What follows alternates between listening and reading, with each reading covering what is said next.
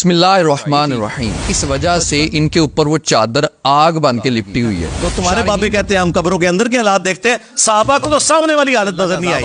یہ کلمات کفر ہے کسی شخص کے بارے میں، یہ کلمات کفر ہے. دوبارہ ذرا مرزا صاحب کی بات سن لیجئے تاکہ پھر مرزا صاحب کے حوالے سے پھکیوں کا آغاز کیا جا سکے. رضی اللہ عنہم پر یہ حملہ آور ہوئے، رضی اللہ عنہم 14ویں صدی کے مولویوں کو. اس کے بعد جب مرزا کو سمجھ آئی کہ یار ادھر بھی میرے بابے بھی رگڑے جان گے کہ نبی کے جیسا ہے ہی کوئی نہیں، تواڈے بابے تھے، تواڈے بابے تھے، تواڈے بابے تھے، شاہی کوئی. مرزا نے اور مولا صاحب رحمہم اللہ اجمعین ورضی اللہ عنہم اجمعین وعلیہم السلام اجمعین آمین. کیا بسم اللہ الرحمن الرحیم. بچپن میں ہم نے ایک لطیفہ سنا تھا جس میں ایک بندہ جو ہے وہ ایک بچے سے پوچھتا ہے بیٹا آپ اسکول جاتے ہو؟ وہ کہتا ہے آہو. اب وہ بندہ اس بچے کو سمجھاتا ہے بیٹا آہو نہیں کہتے، جو پڑھے لکھے بچے ہوتے ہیں نا، پڑھے لکھے لوگ ہوتے ہیں وہ جی کہتے ہیں، آہو نہیں کہتے. اب بچہ جواب میں پوچھتا ہے اچھا یعنی کہ تسی پڑھے لکھے ہو؟ تو آگے سے بندہ کہتا ہے آہو. یہی حال جو مرزا انجینئر کا ہوتا ہے. جس چیز کے حوالے سے مرزا انجینئر دوسروں کے اوپر اعتراض کر رہا ہوتا ہے وہ بات اس کے اندر بدرجہ اولا اور بڑے شدید انداز میں پائی جا رہی ہوتی. مثال کے طور پہ ایک حدیث شریف کے حوالے سے بیان کرتے ہوئے جہاں پہ غلام نبی کریم صلی اللہ علیہ وآلہ وسلم کی سواری کا کجاوا اتار رہے تھے، انہیں تیر لگا اور ان کا انتقال ہو گیا. اس کے بعد لوگوں نے کہا کہ اسے جنت مبارک ہو، لیکن رسول اللہ صلی اللہ علیہ وسلم نے فرمایا نہیں، انہوں نے خیبر کے مال غنیمت میں سے ایک چادر جو ہے وہ چرائی تھی، اس وجہ سے ان کے اوپر وہ چادر آگ بن کے لپٹی ہوئی ہے. شارحین فرماتے ہیں کہ یہ صرف عالم برزخ کے حوالے سے ہے اور انہیں پاک کرنے کے لیے ہے. لیکن مرزا انجینئر نے یہ بات کرتے ہوئے کیا انداز اختیار کیا وہ ذرا ملاحظہ کیجیے. تو تمہارے بابے کہتے ہیں ہم قبروں کے اندر کے حالات دیکھتے ہیں، صحابہ کو تو سامنے والی حالت نظر نہیں آئی. ابو بکر عمر عثمان و علی کو تو سامنے نظر نہ آئے، وہ شہادت مبارک کہہ رہے ہو جس بندے کو، اور وہ نبی کا صحابی بھی ہو. تو مجھے بتائیں باقی بزرگ بابے جن کو آپ رحمت اللہ علیہ اور بزرگ بابے کہہ رہے ہیں، پتہ نہیں کتنی کتنی کیڑی کیڑی چادر پئی ہے. دسو چھوڑ دو، دستبردار ہو جائیں ان سے، چھوڑ دو، دستبردار ہو جائیں ان سے. تو جناب ہم دستبردار ہو جائیں، بابوں کو رحمہ اللہ بھی نہ کہیں، پتہ نہیں کیڑی کیڑی چادر انہوں نے پئی ہونی، نعوذ باللہ من ذالک. اب اس کے حوالے سے یہ جو انہوں نے بات کی کہ پتہ نہیں کیڑی کیڑی چادر پئی ہونی ہے، صرف دو مختصر باتیں جو میں عرض کرنا چاہوں گا. ایک تو یہ کہ کسی مسلمان کے حوالے سے یہ کہنا کہ پتہ نہیں کیڑی کیڑی چادر پئی ہونی، کیا یہ بدگمانی نہیں ہے؟ جبکہ قرآن ہمیں سورہ نور کے اندر یہ ارشاد فرما رہا ہے کہ بدگمانی نہیں کرنی مومنوں اور مومن عورتوں، تم نے دوسروں کے بارے میں اچھا گمان کیوں نہیں کیا؟ اچھا گمان رکھنا یہ قرآن ہمیں حکم دے رہا ہے. اور اسی کے ساتھ ساتھ نبی کریم صلی اللہ علیہ وآلہ وسلم مشہور حدیث شریف کعبے کی عظمت بیان کرتے ہوئے، کعبہ تیری بڑی عظمت ہے، تیری خوشبو بڑی پیاری ہے، تیری حرمت بہت زیادہ ہے، لیکن پھر رسول اللہ صلی اللہ علیہ وآلہ وسلم ارشاد فرماتے ہیں قسم اس رب کی جس کی دست قدرت کے اندر میں محمد کی جان ہے، ایک مومن کی جان، مال اور اس سے حسن ظن رکھنے کی حرمت اس سے بھی زیادہ ہے. مومن کے ساتھ حسن ظن رکھنا اتنا ضروری ہے. اور مرزا صاحب آپ خود کو علمی کتابی کہتے ہیں، کیا آپ نے ان چیزوں کے اوپر غور کیے بغیر ہی اللہ کے ولیوں کے حوالے سے جملہ بول دیا کہ پتہ نہیں ان کے اوپر کون کون سی چادر جو ہے پڑی ہوئی ہوگی؟ اور اسی کے ساتھ ساتھ ایک بات اور، مرزا خود اس چیز کے حوالے سے یہ کہتا ہے کہ کسی چیز کو عذاب کہنا، اب کیونکہ وحی نہیں آتی، پیغمبر نہیں ہے، اب کسی چیز کو عذاب کہنا یا عذاب الہی کہنا یہ کلمات کفر ہے، کیونکہ یہ علم الغیب سے تعلق رکھتی ہے. پہلے مرزا کی بات سنیے پھر میں عرض کرتا ہوں اس کو چلانے کی وجہ کیا تھی. سنیے ذرا. اس سے اگلی بات ہے، جو لوگ ورڈکٹ دیتے ہیں نا کسی کے بارے میں کہ اس پہ اللہ کا عذاب آ گیا، یہ کلمات کفر ہے کسی شخص کے بارے میں، یہ کلمات کفر ہے کسی شخص کے بارے میں، کیونکہ اس کا تعلق علم الغیب کے. تو مرزا جی اگر تو آپ نے بدگمانی کی تو اس کے حوالے سے میں نے قرآن مجید سے بھی عرض کر دیا اور حدیث شریف سے بھی عرض کر دیا. اور اگر آپ نے یقین سے یہ کہا کہ پتہ نہیں کیڑی کیڑی چادر پئی ہونی، پھر آپ اپنے فتوے کے مطابق کافر بنتے ہیں.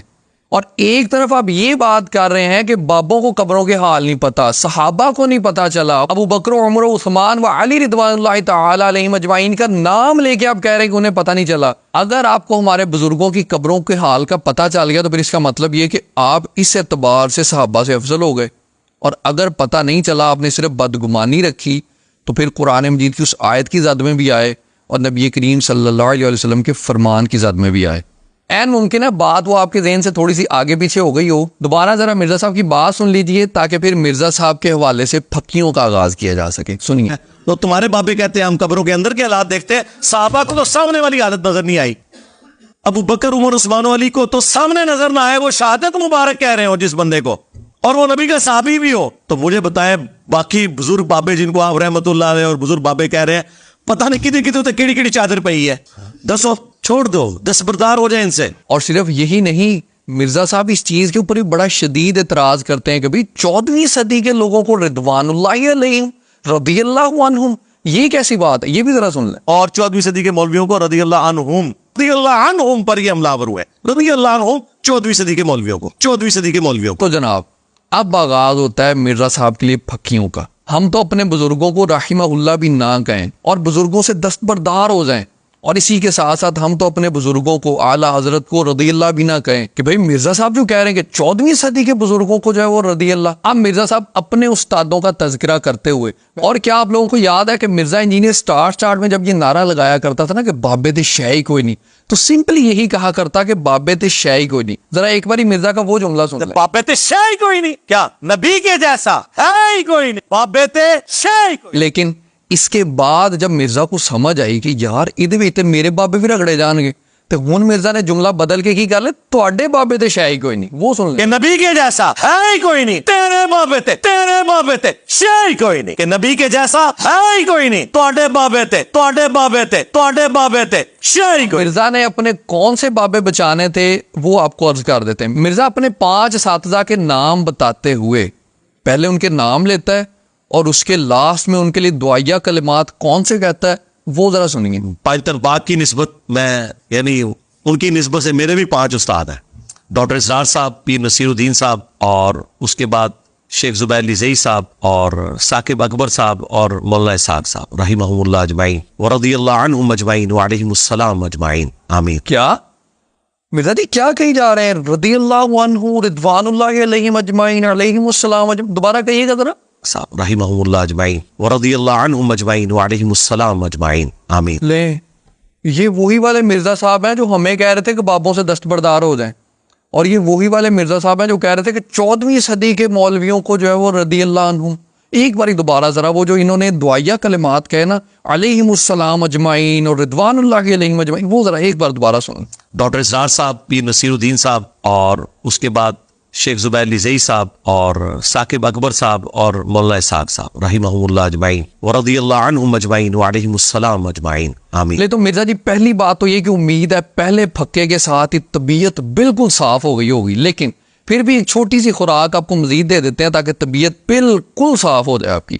وہ سنیے کہ آپ نے جب شیخ ناصر الدین البانی کا تذکرہ کیا ان کے ساتھ بھی آپ نے علیہم السلام لگایا, اور کس انداز میں لگایا وہ بھی سنیے. شیخ محمد ناصر الدین البانی رحمہ اللہ وعلیہ السلام المتوفى 1999 عیسوی. تو میں نے آپ کو ویڈیو کے سٹارٹ میں ہی کہا تھا نا کہ مرزا صاحب کا حال اسی بندے والا ہے جو کہ پہلے خود انسٹرکشن دے رہا ہوتا ہے, سمجھا رہا ہوتا ہے کہ بیٹا پڑھے لکھے لوگ جی کہتے ہیں, آہو نہیں کہتے, اور جب اسی سے پوچھا جاتا ہے کہ اچھا تسی پڑھے لکھے ہو, تو آگے سے بندہ کہتا ہے آہو. اور آخر میں مرزا اور مرزا کے اسٹوڈنٹ سے چھوٹی سی گزارش کہ نبی کریم صلی اللہ علیہ وآلہ وسلم نے مومن کی نشانی بیان کرتے ہوئے ارشاد فرمایا کہ وہ اپنے لیے بھی وہی پسند کرتا ہے جو اگلے کے لیے کرتا ہے. تو مرزا جی جب آپ اپنے بزرگوں کے, اپنے اساتذہ کے حوالے سے اتنے سارے دعائیہ کلمات لگا لیتے ہیں, تو پھر دوسروں کے بزرگوں کے حوالے سے, دوسروں کی قابل عزت پرسنالٹیز کے حوالے سے ایسے جملے آپ کیسے بول لیتے ہیں؟ نبی کریم صلی اللہ علیہ وآلہ وسلم کے فرمان کے تحت ہم صرف آپ کو اپنے ایمان کے اوپر غور کرنے کی دعوت دیتے ہیں. دین کی بات پھیلانا صدقہ جاریہ ہے, سو آپ کے نیت سے ویڈیو کو شیئر ضرور کیجیے. جزاک اللہ.